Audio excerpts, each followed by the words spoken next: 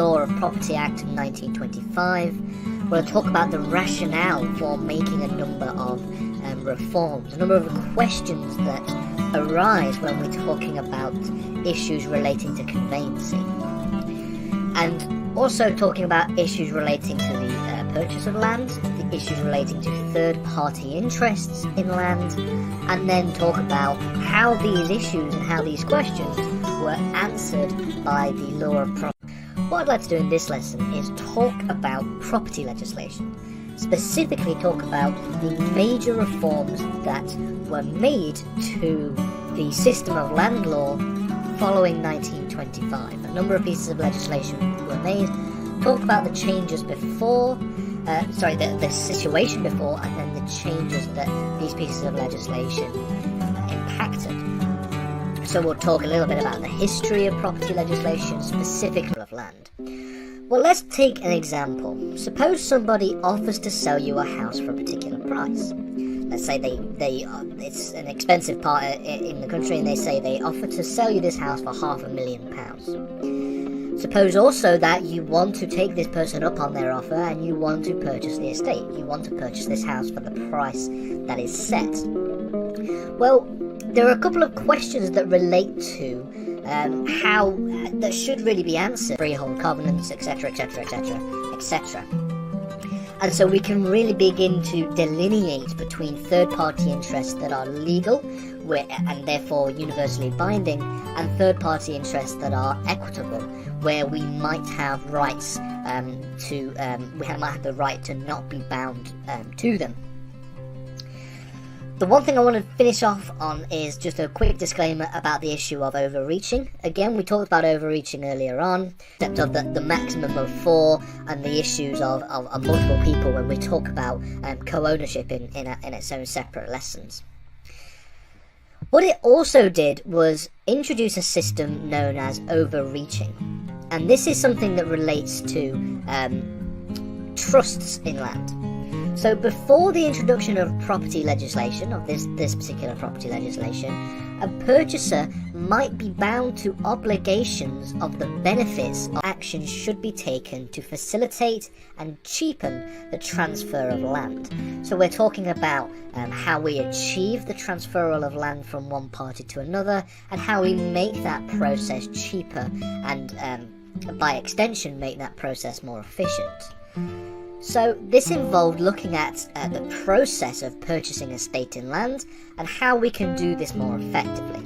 And this will again extend to reducing the rights, so the nature of proprietary interests in land, and also the types of interests that one can have over different areas within land law.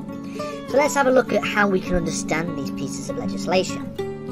The motivation for these two pieces of legislation, the rationale, the reason why we want to consolidate the law relating to Land Property Act 1925, what the Law of Property Act actually did to make it easier for the transferal of estates from a particular person to somebody else, the buying and selling of land.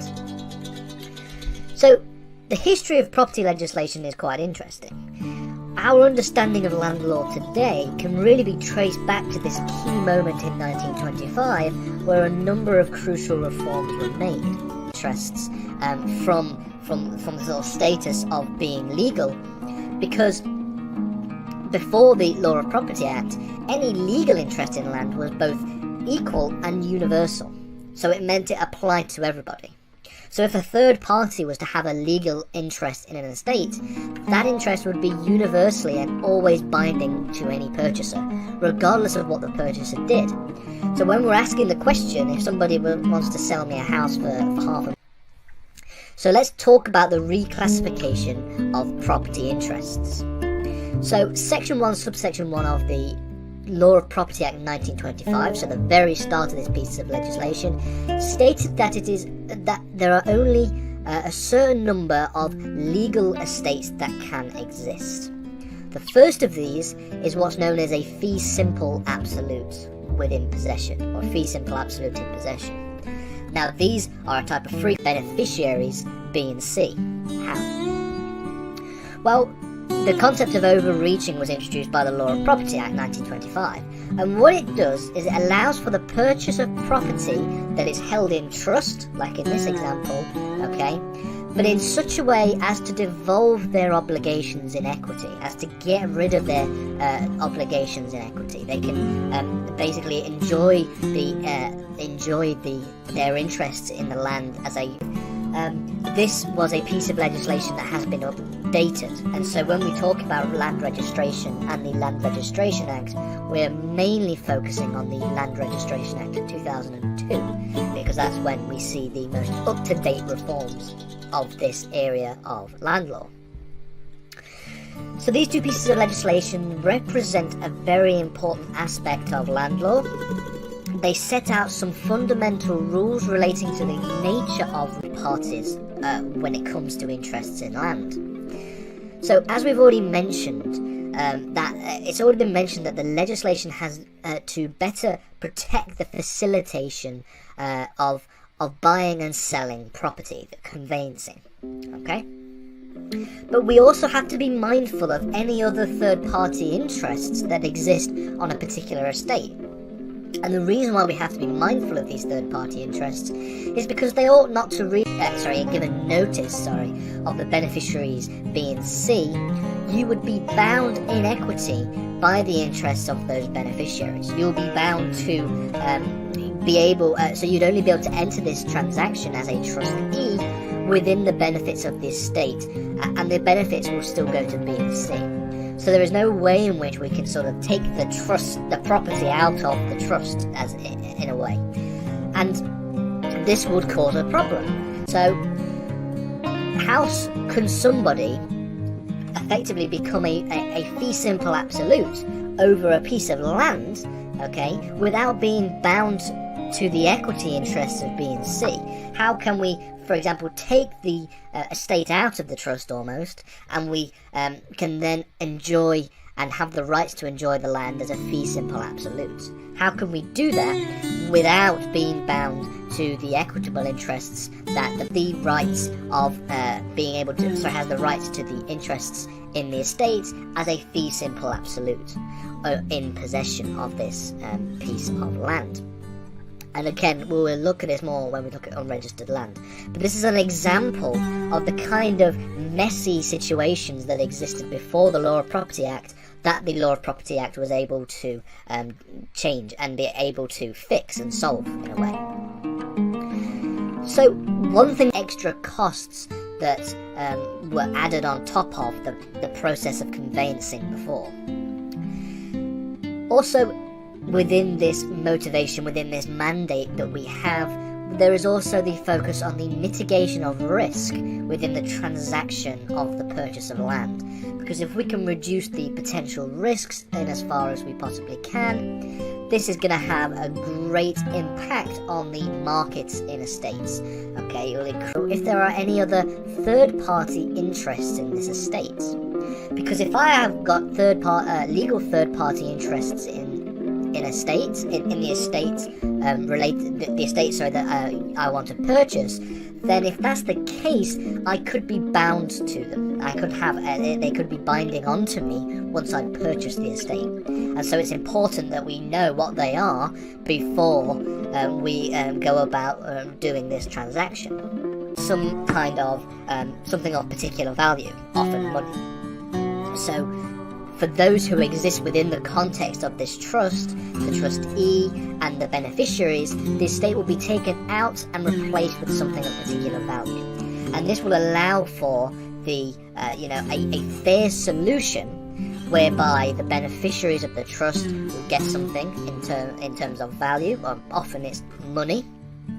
And then the purchaser has an equitable interest, is that while a legal interest is universally binding, an equitable interest is binding, it would be binding onto everybody except for somebody who we would call the equities darling. Now an equities darling simply refers to an individual whose rights trump any kind of previous equitable interests. So we can sort of quash our obligations to an equitable interest, third-party legal interests. The two major ones exist as easements, and we also have mortgages. These are two examples of third-party interests that are not equitable, but they are legal interests. And then for the most part, the rest of the third-party interests can only exist in equity. These include, but are not limited to, things like life estates, reversionary estates, estoppels, and £1 million. And my question is, what are the third-party interests that exist?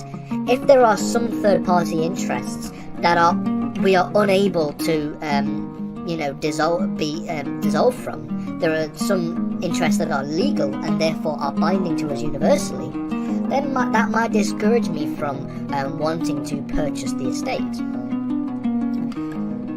So, the difference between a legal before we actually go about going through this transaction, and these are questions that the 1925 legislation has to deal with. The first question is, how do I know that this individual really owns the estate? If they don't own it, then they have no right to sell it, and so they could just be trying to steal my money. So that is the first question that we need to ask if somebody is offering to sell you a property. The second question is, how do I know? And we want to consolidate that into these pieces of legislation. There's a number of motivations. There are a number of motivations and questions and issues that arise when it comes to the buying and selling of estates. And so therefore we have to, and therefore this is what the motivation for this legislation was. So the committee charged with coming up with these reforms, the committee charged with, developing this legislation, it was given a mandate to, quote, advise what equitable interests. Now, this doesn't include every single kind of third-party interest, which we'll talk about in a second, but it also reduces a vast majority of third-party interests that are allowed to exist as legal interests. And it's important to note that there is a distinction between a legal interest in land and an equitable interest in land. And effectively, it's important that we remove a bunch of third-party interests. Is the second kind of legal interest that somebody can have over a piece of land. Under Section 1, Subsection 2 of the Law of Property Act 1925, it is stated that all other interests that can exist in the land will be reduced to equitable interests. So it defines the two legal interests that can exist within land, and then it reduces the rest to, and this allows for a system whereby if one of these people were to pass away, one of these four people were to pass away, they cannot introduce new people into this legal estate by way of a settlement in, for example, a will. They cannot leave this in their will because there are other people who have interests within, so they have legal interests within this estate. So this is one type of legal estate that can exist. And we will look at the concept. You should note that these interests that are now equitable, that doesn't necessarily mean that a legal owner can overreach them. And the reason for that is, overreaching can only be done by way of interests of beneficiaries under a trust. So it has to be done within the context of the trust. Now this of course can be done through an express trust or even a trust that is implied, and we are going to do a lesson on the relationship between trusts law and land law, and that we talked about when we're talking about solutions to a number of issues raised within the conveyancing of title, is the reduction of legal interests. Because Section 1, Subsection 1b of the Law of the Property Act describes the other kinds of estates that can exist in legal form, and these are known as leasehold estates. Now, we'll talk about this in a separate lesson, but a leasehold estate in these pieces of legislation. And this is what the legislation did to respond to these issues. So they took into consideration all the issues, and the 1925 property legislation did a number of things to try and answer these questions. So the first thing they did within the Law of Property Act of 1925, they reclassified a number of different types of estates and interests in land. The second thing they did really be subordinated within this transaction, because if you have legitimate legal third-party interests in a particular estate, then the purchase of this, the conveyancing of this piece of land, of this property, should not infringe on these legal rights and these legal interests that a third party may have. So we have what we have is a complex web of issues that need to be resolved using basically equitable and trusts in land that arise from this relationship. But what this does do, this reduction, is it does allow for the legal owner to not necessarily be bound to third-party equitable interests, depending, of course, if it meets if the purchaser or the person who has the legal owner meets the particular requirements of an estate by way of equity. Now, what we mean by this is that suppose we have a scenario where there are 3 individuals, where the first person, A, has an estate in trust. They hold this estate within trust, and the beneficiaries of the trust are B and C, these 2 different people. Now, we have a system here where, under common law, the rights of A would have increased the demand, and it will increase the supply of these transactions, and so we can better facilitate the markets in estates.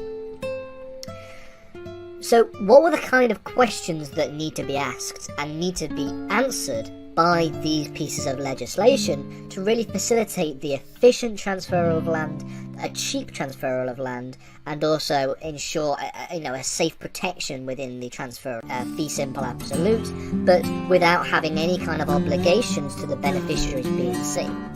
Now, the way this is done is something that we're going to talk about in a lesson when we talk about unregistered title, but the process of overreaching involves a number of procedural steps that will eventually allow a purchaser to take the property from the trust almost and replace the property with. We have pieces of legislation that consolidated a number of reforms, and some of these pieces of legislation, specifically 2, remain incredibly crucial to our understanding of land law today. The 2 that are most relevant today are the Law of Property Act 1925, which we'll be looking at in this lesson, and then we also have the Land Registration Act of 1925, which is something we'll examine in the next lesson.